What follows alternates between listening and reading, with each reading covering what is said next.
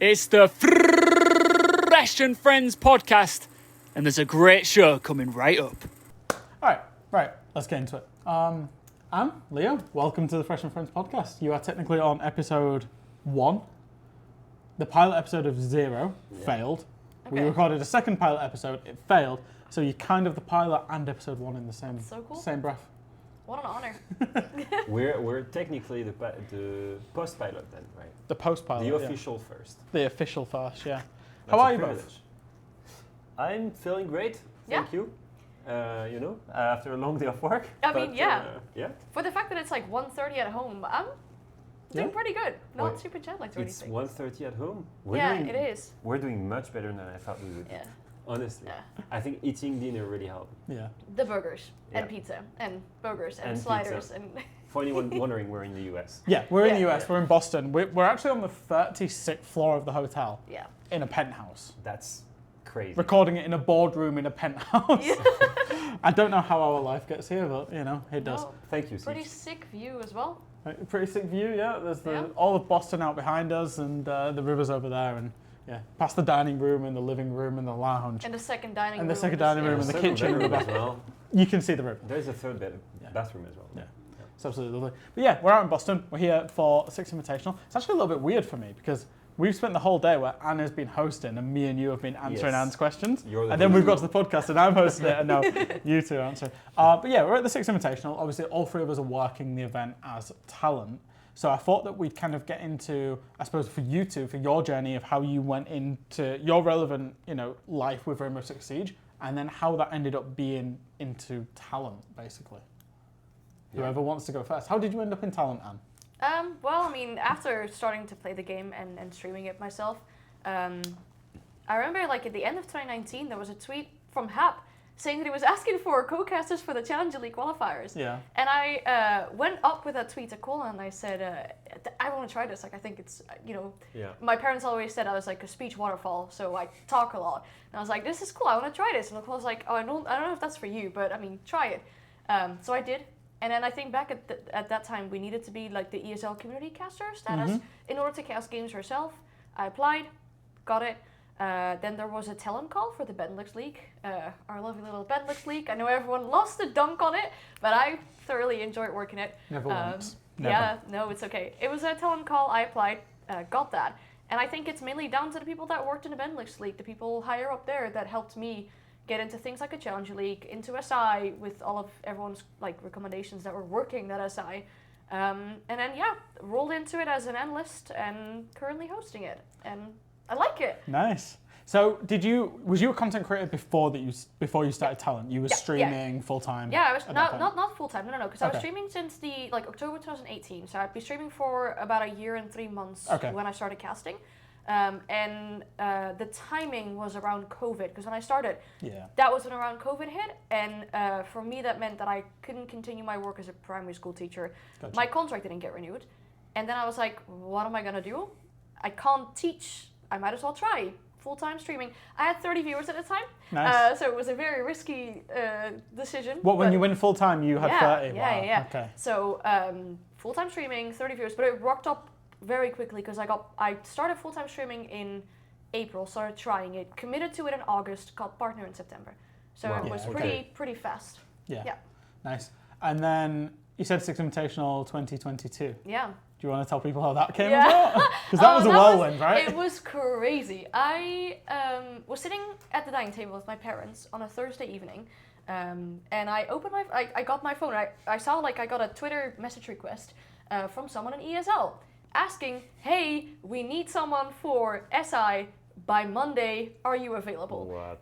That's crazy. So I was like, I mean, sure. I just had LASIK surgery done, so I was kind of worried I couldn't go, but I got the clear from the doctors and it was okay. So I did all of my prep in 2 days, packed everything, flew to Sweden, and worked my first SI, which was kind of crazy, but it was so much fun. Very short notice. That. Yeah, Actually, shortest ever. Was it? How many events had you done before? Was it the first event? You had done the Benelux League before?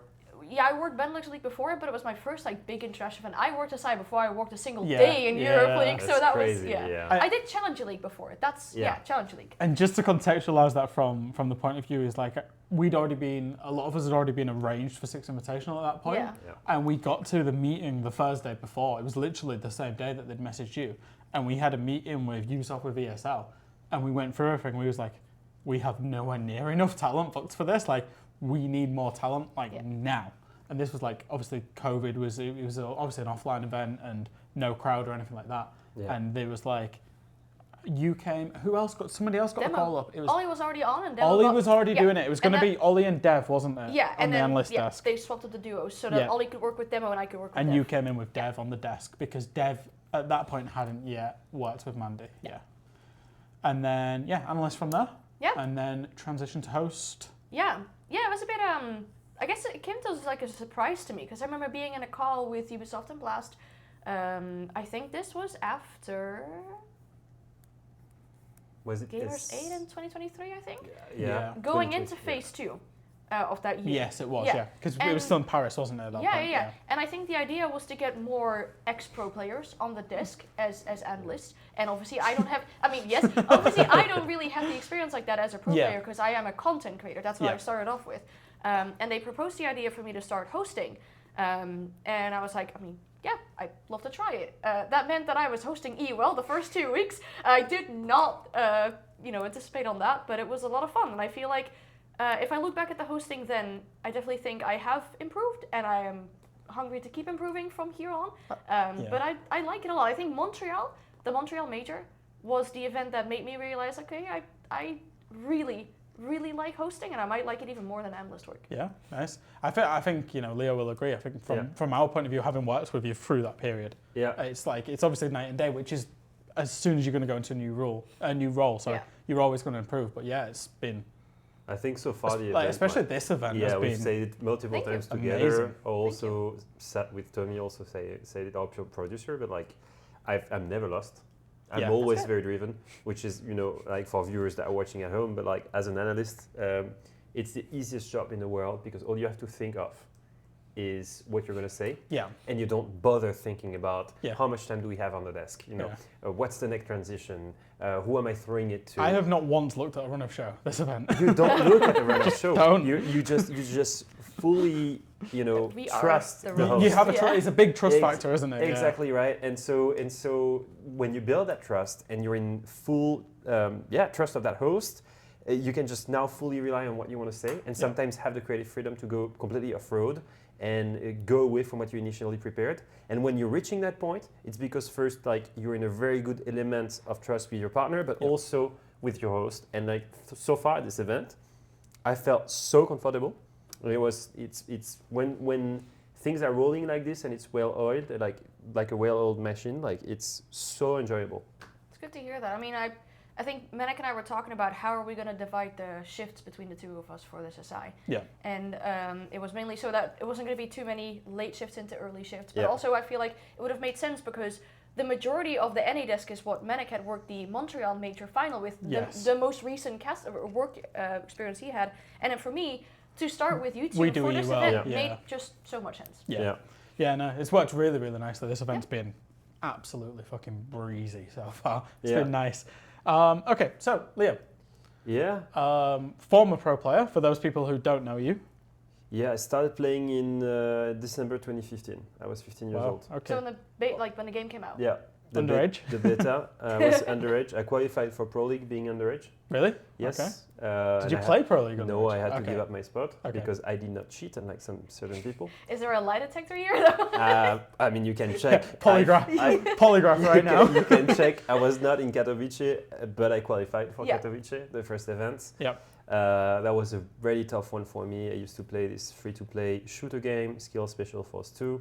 On PC. I was a content creator on that game, so like my first 15,000 subscribers on YouTube were on that game. Yeah. That's a good starter rate, like a decent base. I think I was one of the top content creators on that game, but it was very niche. And I was also an esports player on that one. I was playing the equivalent of Challenger League, and I was underage then. So I was already grinding on PC. So when Siege came out, I already had like a decent shooter level. After the first 3 months, get the opportunity to join a really good team, qualify to Katowice, have to give up my spot, and then I take the decision that I'm gonna grind this game until I'm 18 because then I want to make it a career. Or in 2015, so we have the first really big CS pro teams, especially in France, and I realized I can make a living of this. Yeah.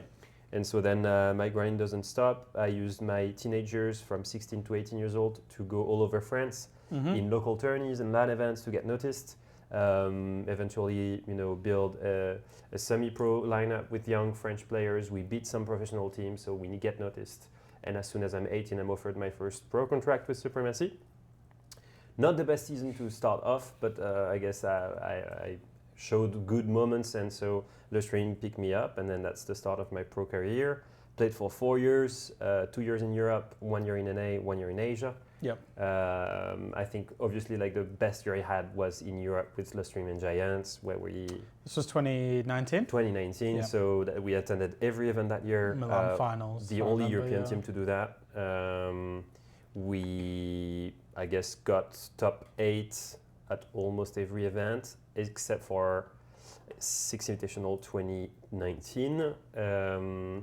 We love to joke about the fact we get first rounded, but let's be real, half of the events where we only had 8 teams already. Oh yeah. And So you got main stage, but got first round. Yeah. exactly, and you had no lower bracket as well. Yeah. And it was a group system for major where you had 4 teams in the groups. Yeah. And at the end of the groups, only 2 would make it. So you had a 50% chance to get So eliminated. different. So it was very hard to not get first rounded. I'm just saying this. Like this. And yeah, anyway, at the end of 2021, I'm leaving Fnatic. I had 2 very rough years living abroad during COVID. Yeah. No international stage, no meeting people, no crowd, no titles, and lots of sacrifices. And I think I lost my passion for the game at this moment. Yeah. I needed a break. Game was in a rough place during the COVID period as well. I could not stream. Had I been able to stream, I would have tried to do content creation, but I could not because back then in Champion ELO, every game would be facing cheaters. Yeah. So then I could not stream unless I was playing with Smurf. So it wasn't. That was like 2023, 2022? 2021, at the end of 2021, Yeah. beginning of 2022. Yeah. And yeah, at that point, I'm thinking like, at the same time, I love this game, I love this strategic aspect. I don't think I'm old enough to coach because I'm still very young when I retire. I'm only 21 actually when I retire. 2022. Yeah, I'm 22 actually. Yeah, 22. And at this point, I'm like, okay, let's try to get involved with talent. I start on the French league. Yep. And obviously Ubisoft being French, I think they were following the French league closely. And they thought, okay, this guy can speak English. Let's give him a shot. I assume you put in some good word for me at that time, maybe. Maybe. And my first event was Jönköping Major. Oh, the dizzying heights of Jönköping. Oh yes, and let me tell you, when you say your first event was Sai, my first event was Jönköping Major. That was my first major as well that I worked. And that was your first major. Yeah. And I mean, I remember sitting across the table at breakfast with you, and I could not eat anything. You remember how stressed I was? You was really nervous that I was event. super stressed. I mean, I had never been a talent in English. Yes. My first day as a talent in English It's was difficult at a when major. you do it in your non-native language, is it? It's super I difficult. like how you looked at me then. No, Yeah. no, but like sometimes I don't know. When you come up with like the British sayings, Oh, like yeah. the cat is dancing with the whatever. Cat you- amongst the pigeons. And The the cat amongst the cuckoo, pigeons. and then the Yeah, peacock but, does something. we- Like, what the fuck does obviously, this mean? We have these things in Dutch as well. I'm sure you have them in French, but like they don't make sense if I was to directly translate them into the English. cat So is that's- out of the that bin really, and all this dumb Yeah, shit. I'm yeah, sorry, but like, if you're so not the in, apple doesn't fall far from a tree, or Yeah. it's Yeah, there you one go. bird, I mean, yeah, that one bird one, in the but- hand is better than 2 in the bush. Yes, of course. All of this stuff, like there's obviously I was I was practicing hard to try and understand you guys. At the same time, you need to learn how to speak and hear yourself in an in-ear with a slight delay. You remember in your Yeah, Jönköping? no. But I that think was rough, the delay Yeah. in Jönköping. Yeah. I can't remember why that But happened, I but think yeah. a lot of people don't realize this as well, is that you have the feedback for yourself. Yeah. I've interviewed people before on a broadcast where they hear themselves and they're like, They stop playing and What they am stop I- speaking. yeah. So yeah, all of this stuff, first time obviously like doing analyst work, in English Yeah. at a major event and straight in quarterfinals. And a Boom. grand final. And a grand final as well. And yeah, obviously I was And super smashed it. No, Yeah. actually I didn't smash it. I went back and listened to myself and it's horrendous, but it's normal, like it's the first one. Like, Yeah. I remember my first illustration segment, I look like I'm a zombie and I have zero passion. And most of the time I just watch the TV instead of watching the camera. Like, But you learn, and that's You like learn. when you watch things back, even Yeah. though if someone's not telling it to you, you're watching it by You yourself. Like, notice it, I yeah. think your illustrators now, like they're very enjoyable to watch. yeah, but thank you. I think I love doing them as well and I've gotten way more comfortable by Yeah. forcing myself to do that very often basically. Yeah. So lots of practice, but yeah, that was my first, I guess, English gig, and then after that, SI I missed it because it was the transition between ESL and Blast, and ESL already had their That lineup. was Yeah, the yeah. last ESL event, yeah. Yeah. 2 years ago in Montreal, that wasn't it? Yeah. And then ever since then, I was supposed to do every STR event since then. I had a visa issue which prevented me from working Atlanta, but except for that one, I've done every STR event. So super lucky to be on board. And yeah, that's my story of the transition. And I just realized that, you know, in about 1 year and a half, I will have played as long as I would have been a talent. And I've Wow. already attended more STR events as a talent than as a player. That's crazy. Is that something to be proud of, or something to be sad about? Something to be sad about, I think. But you know what? At least it makes me a better talent because I'm more experienced. So. Yeah, true. Fair enough. So, how are you finding talent then? How did you find it? Because like, obviously the difference from being a player is, like when you're a talent, and you'll know this from right now, Yeah. we make a lot of assumptions about teams. Yeah. Those assumptions aren't always necessarily correct. We're dealing with the facts being external to that team. Yeah. When you was on a team, did you listen to what the talent said and or care? Because obviously they're not going to be right. Sometimes they're going to be wildly wrong, or sometimes they're just going to be slightly wrong. Yeah, I'd say in my early years, I listened too much and I cared too much Yeah. about what people were saying about me. Just looking for that confidence, looking to be also seen as this rookie that had potential. You will listen to what Castor said. I remember like Kix especially was super kind on me. Like he really, really promoted me a lot. He gave me praise. He gave me a lot of confidence. I used to watch him play, you know, at the earliest of, moments of Siege. And I lived through his voice. And yeah, I was so happy about when he was talking about me. Parker, same story. Yeah. Miloš as well. And at some point I decided to not care too much because as you rotate into a position where you're hard support, in-game leader, you focus more on your team. You know the stats are not going to be good always. You know you're going to get less praise. So at this point, you're just more focused on your own team and you start caring less as you mature. But yeah, at some point, I cared probably too much. Yeah. From a talent POV, initially I was more nervous in my first gig than I was playing. Really? Yeah, because everything is live. Imagine I do some crazy shit, like imagine I stutter on a word or I drop an N-word or something crazy, you know, because I mispronounce something because I'm French. Yeah. Or the telestrator breaks down. Or the telestrator breaks Blue down. screens. Or the- Yeah, that's or, what I meant. or we're in Mexico and the roof falls on the stage, Yeah, like true. that happened. You know, It's live TV. At the Yeah, end of the yeah, day, yeah. right? Yeah. and you know, I'm not saying obviously I have this vocabulary, but sometimes you know I mispronounce something, it can be taken the wrong way. Everything is live, so you have a lot of pressure on yourself. Anytime you do a telestration segment, no one is there to save you. You're alone on that camera. You are, when you are at SI Grand Finals for Sao Paulo, for example, I knew there would be like 300,000 or 400,000 people watching me solo on that TV. And you're very much aware of that. And you know that you have 1 minute and 15 seconds and not a single second more to spend on that telestration. And you need to be on point, absolutely. So yeah, of course, pressure. There is pressure. I handled it, you know, in a better way now than before. But yeah, it's becoming easier as time goes on. Whereas for when I was a player, it's always hard to deal with the pressure, how much experience you have. Fair enough.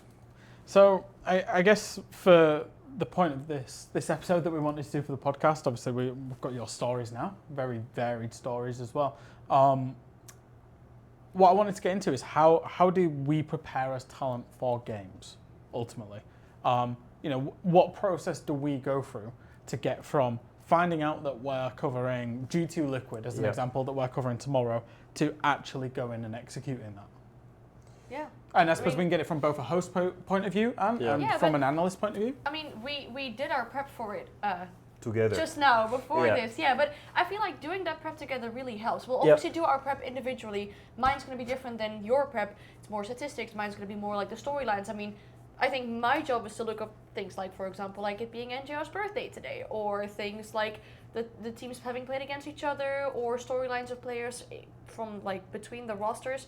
And then I think basically, us sitting down together talk about the big storyline between these teams, and then we try and umbrella it down to the smaller things that matter on each side. I think that's a key concept that I think most broadcasts try to do. That we start wide and then we go into the narrow, don't we? So we often go like, what's the big storyline of this team? So Six Invitational, how have they got there?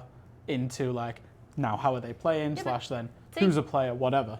Take G2 Liquid as an example, right? I mean, the two big organizations in Siege having played against each other a lot in recent S-tier events. That's like the big storyline, and from there on, narrow it down. I felt like if you had to draw exactly what that prep looks like, whenever we've got our headline, so this team versus this team, we've got to find first what's the big storyline. In one sentence, why should I care? Why should I watch this match? So taking an example, G2 versus Liquid, our main storyline is the villains versus the angels, or the devils versus the angels, right? Because it fits the org, it fits the character of the players, it fits their attitude. Now that we've found this, what story do we tell about each team? And that can take various ways, right? What are the expectations for these guys? What are their key identity in-game and out of game? And all of this serves one purpose. Again, why should I care? Is there a specific way these guys play that is similar to my game style, and that's why I should care as a fan? Is there this attitude that I love from a player, or this signature style, whatever? Our job is building the narrative around that match to make people interested, and also, and that's the secondary point, I think, for us as analysts, so that they have key takeaways they can learn and apply directly in game. Yeah, I think to stay with the G2 Liquid example, I remember we were looking at the stats for G2 just now, talking about like what can we, what's really interesting. Their attacking win rate. They've got the best attacking win rate so far. You then start to think, why is that? We talked about them changing IGLs. There's like, it's always the why.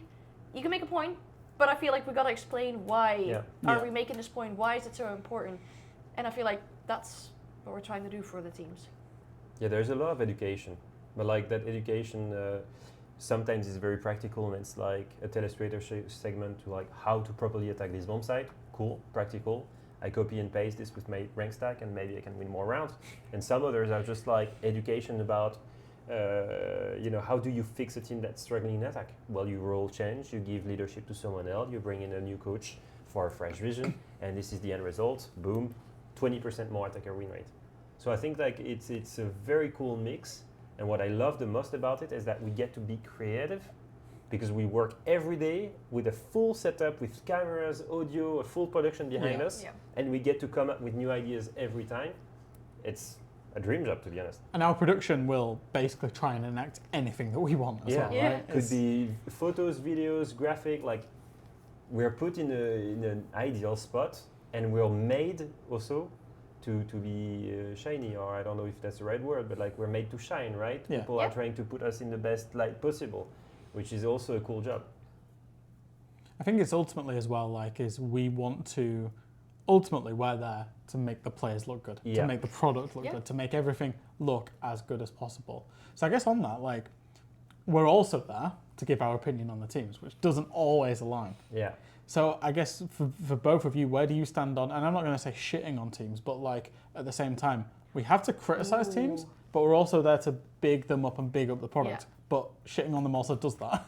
I mean, I found that really difficult when I started working as talent first, because especially with my background, not having any kind of pro experience, You don't just want to who come in am and be like, I that was to shit. just go on and Yeah. trash talk a player for Yeah. what they just did? Because I fear people are going to think, oh, you have no way to back that up Yeah. because of not having any experience. But I feel like over the years becomes easier. There's a way you can say something about what a player did wrong, but still find a way to spin it positively, Yeah.